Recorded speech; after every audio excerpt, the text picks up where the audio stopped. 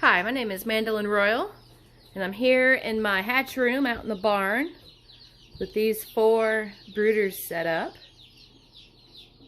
And I know you hear a bunch of peeping in the background and these brooders are empty. And that's because I haven't yet unboxed my new little side project here. So my local chicken friends were asking me if I was going to have pullets and something other than the American Bresse for their backyard flocks. These are people who have like 6 or 8 chickens and they really only have interest in that colorful egg basket. So they'll have a Bresse or 2, but they're not going to fill the entire coop with them. And I'm not going to breed anything else. I love the American Bresse for us. I'm always going to have them, and I'm going to keep my barn full of them. But in between what I'm doing with them, I'm going to do an experiment of bringing in hatchery birds as pullets, so it says, so that I can still provide my friends with started birds that are off heat and ready to go into the coop. So Mount Healthy Hatcheries is where these guys came from. They're local to us. It was just a 30-minute drive to go and pick them up. And any time that you can pick up your babies yourself and skip the whole shipping thing, it's going to increase your day 1 chances for success. Because shipping stress is pretty dang stressful on the birds, and then the longer it takes, the more likely there's going to be issues or losses that can result up to 7 days after receiving them. So these guys have only been here a couple of minutes. They haven't been in these boxes very long. And I'm pretty excited. I wasn't going to get excited. I was talking myself out of, you know, sentimental investment. But now that they're here, this is going to be an educational opportunity for me too. Because it's been a while since I've had birds other than the American Bresse. And this way I get to remind myself on why I'm doing what I'm doing with them for the table aspects. But I also have another little surprise in here. In this back corner, there's 25 Rhode Island Red males. I'm going to get to watch all of these guys grow out and compare them to each other. Because one of my meat buyers who's local, he was complaining that all of the birds are always white and he wanted to see some color. So I told him he's probably going to lose a little bit of poundage in that changeover, but if he wants some color diversity, I'll go ahead and get something and grow those out for him. And I told him I'll change the colors. So this batch, we're doing these Rhode Island Reds. And we're going to watch them over the course of probably 16 to 20 weeks. And we're going to see what they do. They're not going to interrupt what I have going on in the Bresse. They're going to be in their own little area. And that'll be a fun comparison too. I really enjoy filling boxes to their capacity. So this bigger box on the bottom here, that has 100 chicks. And this top box has 25. And most of these box sizes are universal, and 25 is pretty much the max that's going to fit in there. So we've got 25 in here of hatchery Americanas. So what that means is they're Easter eggers, and we're going to see different colored eggs. They might be green, they might be blue, they might be beige, they might be brown. Who knows? It's a fun surprise, and there's going to be a lot of diversity to their feather patterns. The other one I did, the all-time favorite olive egger for that deeper green color in the egg basket, 25 of those. I haven't opened this yet, so I don't know the color in the chick down between these and these, but I'm super glad they're separated. Otherwise, you'd have to grow them out and wait and see much, much longer. I'm talking like point of lay to be able to know for sure what's an Easter egger and what's an olive egger. This other part of 25, those are Buff Orpingtons. Tried and true, they're proven. I've never had a bad Buff Orpington as far as, you know, just a general layer. So it's one of my probably top 10 go-to birds if all I wanted to do was fill the breakfast basket and not really dabble into the breeding. But I am curious to see how they turn out too. The funnest box though is this top one. It's another set of 25, and it's a rare breed assortment. I couldn't decide what I wanted, so I let the hatchery pick, and I got a little discount by letting them do that. So it looks like I could probably expect 5 of each of these. The bill feather, the black copper Moran, black laced red Wyandottes, the blue Jersey Giant, and the splash Wyandottes with some red. So I'm going to start by unboxing these guys first, because I really want to see. So I'm going to go ahead, open this top brooder, which coincidentally is the brooder I use for when I really want to keep a close eye on who I'm growing. And I'm really curious to see how these guys compare to each other. Oh my gosh, if there was more room in this box, I bet 30 would have fit. That's okay. I have to consider the space that they're going to need after this point. These brooders, it's the bare minimum size for like the first week. This is ample room for them to stay warm and learn how to eat and drink. But they're going to quickly outgrow it, and I'm going to have to bounce them out to bigger spaces. I do have the water closer to the heat source. I need to find that first. The food back here. After I have them out of the box, I'm going to make a little trail of feed. And we're going to see which one's going to go for it first. Why are you grabbing? So this one's a black copper Moran. It was just chewing on somebody's toe, so I pulled it out first. Judging by her face, she really does look like a pullet. Supposedly everything in this box is a female. Time will tell. That's the job I've been tasked with, is growing them out to confirm their gender and confirm their breed. Rather than the whole guesswork of day-old chicks, I'm going to make sure that they're what they're supposed to be. When you order pullets, unless they're an auto-sexing breed or a sex-link variety, they usually guarantee about 90%. So it's possible there's sneaky boys in here. We'll see. So that black copper Moran, park it under the heat lamp. Another Moran. Another Morans. And the giveaway is that they have that little feather trail down their leg, and they're the only variety in this box that should have feathered feet. I don't know if we really got 5 and 5 though, because there's 5 right there. There's number 6 for Morans. 7.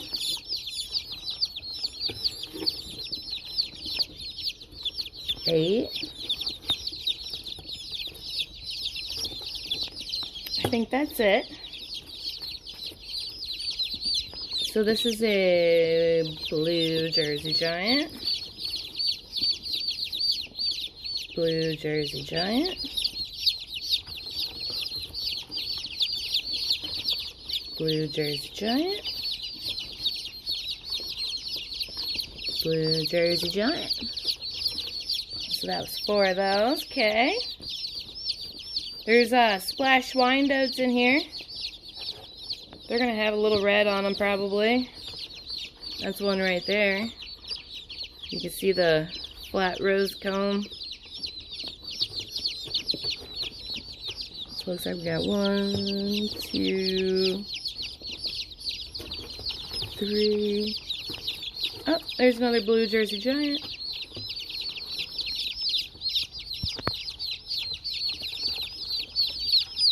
Another splash.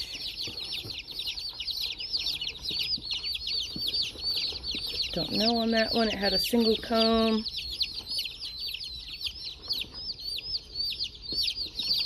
That one's got a single comb.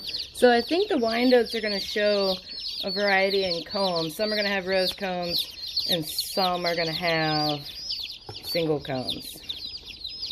They're supposed to have a rose comb. So we already know on day one, there's going to be some birds that are not going to be up to breed standard, but they're still going to lay eggs.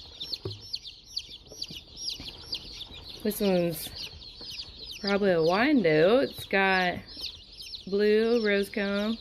Yeah, so that's probably going to be a blue laced red. Gold lace.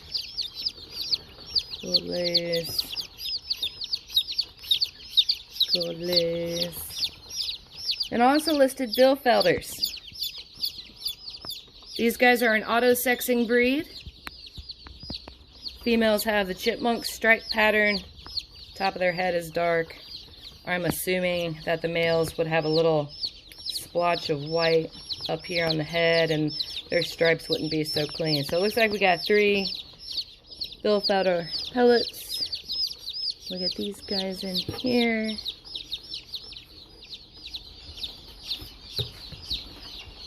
They sure quieted down after they got underneath the lamp. But I'm going to keep looking at what we got and get them under the lamps too. And then I'm going to go through and show them about food and water. Actually, I will start them with a little feed trail. See if they're interested. Tiki, tiki, tiki, tiki, tiki, tiki.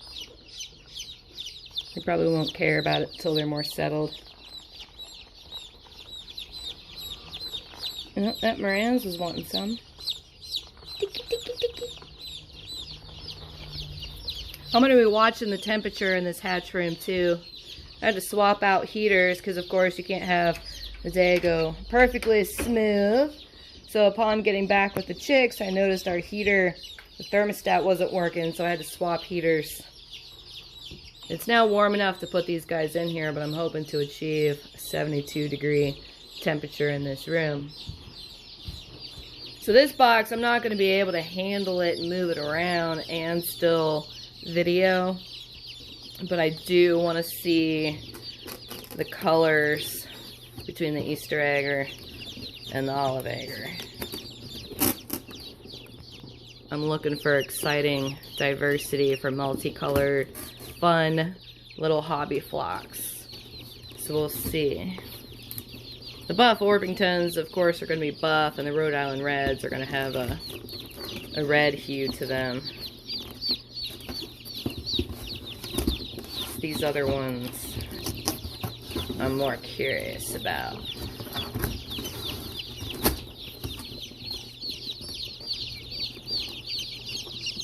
Oh yeah, okay. So, the yellow buff Orpingtons. Hopefully they're really all females. We'll find out. 90% odds that they are all female. Here's the Easter eggers.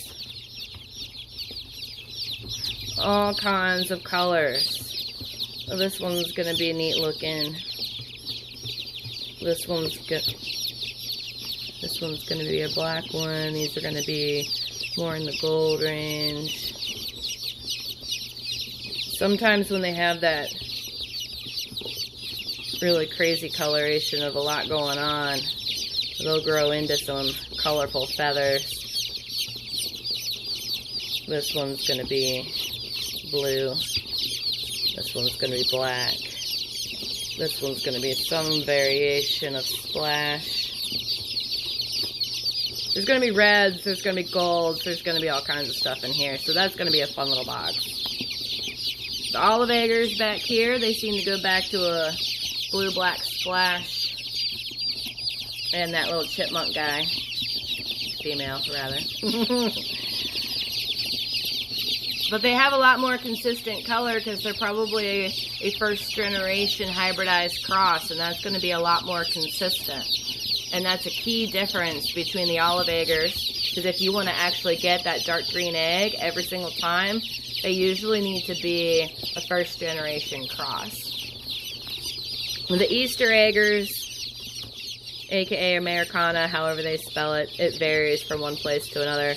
They're not the real purebred Americana that do a blue egg, but some of these are going to lay a blue egg. Some are going to do green. Gotta catch the escape artist. Maybe that little chipmunk one escaped. Maybe it's really an Easter egger. It could have happened when they were boxing these up. These are the Rhode Island Red boys.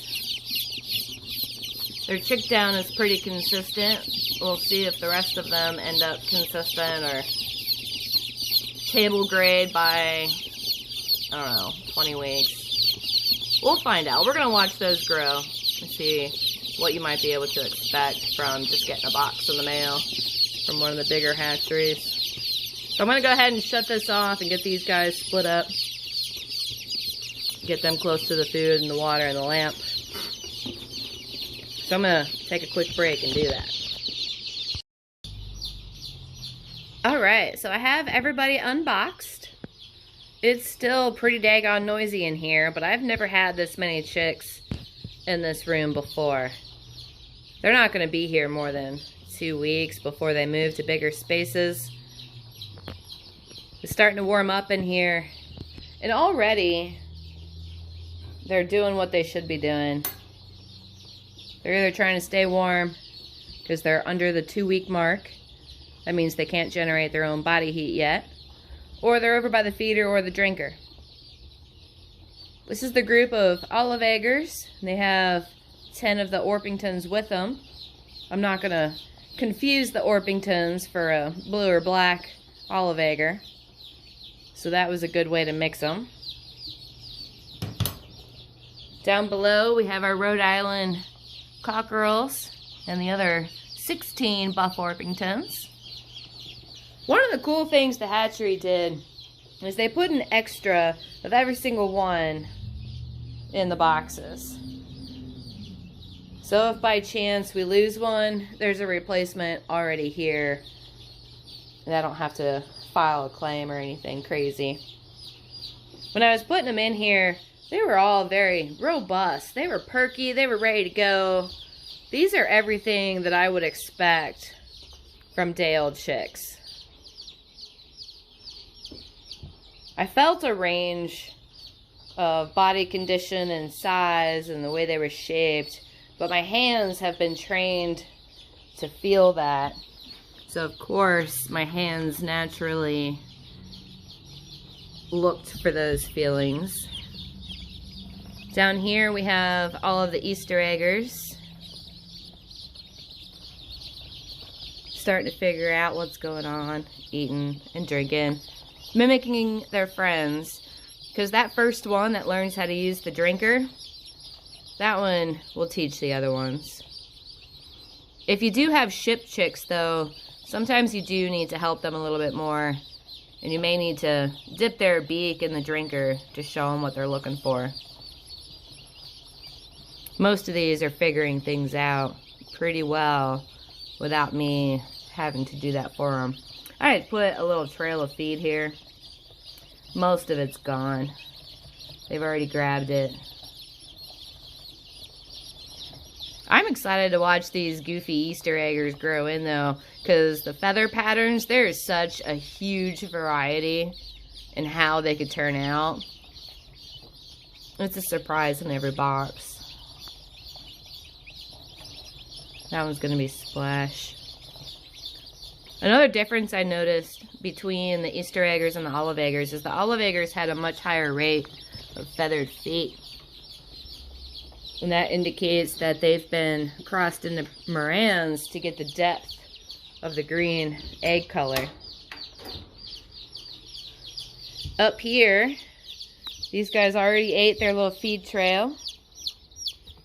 That's a little Billfelder. That's a little Morans. They're already pooping the place up. They're huddled under here to get warm. 25 chicks is the max that this lamp arrangement can keep warm. If I put any more birds in here, I'd have to add another lamp.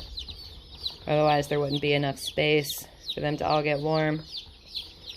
It's been a long, long time since I've had Wyandottes, so I'm curious to see how these grow out.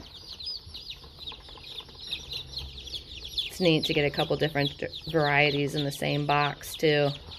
I'm glad I went this route. because I saved a couple of bucks off of the order by ordering what they call the rare breeds that way. And I did want that little element of surprise, not gonna lie. I've had so many birds over the years, just, you know, put something in a box and let me see them. I'll grow them out, see what they do, see what they look like, see if I like them or not. It's fun.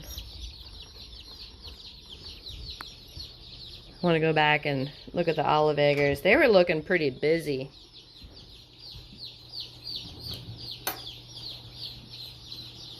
Yeah, we got a bunch of them at the feeder. Got some at the drinker.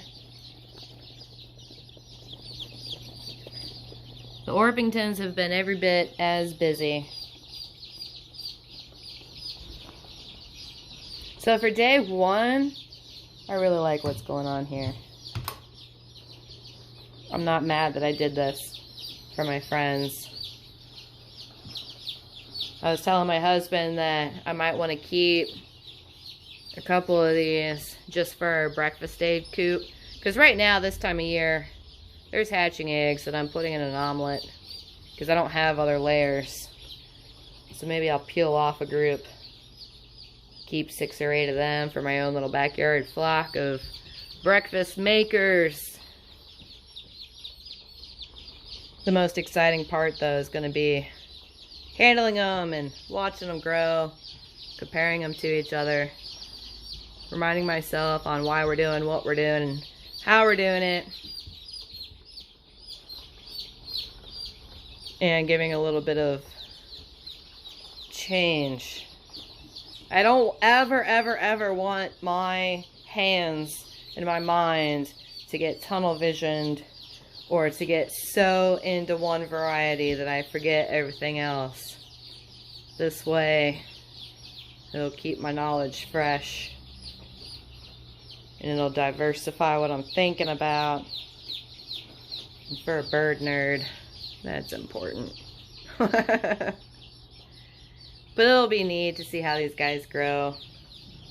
How they turn out compared to what they should be. And as they grow, we're going to break off into each different variety here. And we're going to talk about what you could expect, how they should be. How it goes when you buy from a hatchery. Because it's kind of like playing the lottery. Each of these little chicks is its own little ticket. Its own little expression of however the genetics came out. Like with these Easter eggers, they're not going to breed true. If I had a boy and I put them with these girls, Lord only knows what we'd get. They're plenty rowdy. They've got vigor. They're doing what they're supposed to be doing. And there's going to be a bunch of different colors in here. Not many of these are going to turn out similar to their peers. And based on everything I've been doing over the last 6 years, 7 years with the table traits and dual purpose, I'm not going to be able to resist the urge of checking them out in that regard. Especially the Rhode Island Red boys, because these are not going to be the best bloodline from the top exhibition breeder or the top dual purpose breeder. These are going to be pretty consistent with each other, but not from a closed, carefully selected flock. We'll see what they do. We'll probably find some that grow pretty good, but we're going to have to sort them out. It's not going to be all of them. And I'm excited to do that. It's been a while since I started with a fresh start. Here I am, 125 baby chicks on their first day of life. I'm at least going to spend 8 to 10 weeks with all of them before my friends start getting them. So we'll see what they do. More on this later. Like and subscribe if you want to keep track of what's going on here. If I do this again, I'm going to do different varieties. Maybe cycle through a bunch of them just to keep my mind sharp. I'm pretty proud of myself that I was able to get through the rare breed assortment and know exactly which ones were which. That was pretty cool. But I'm curious on the Wyandottes now. They're going to be similar and yet different. We'll see.